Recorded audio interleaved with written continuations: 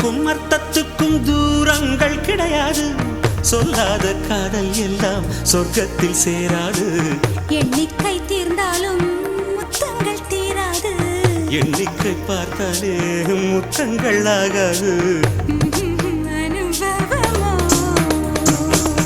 என் வீட்டு தோட்டத்தில் பூவெல்லாம் கேட்டுப்பார். என் வீட்டு ஜன்னல் கம்பி எல்லாமே கேட்டுப்பார்.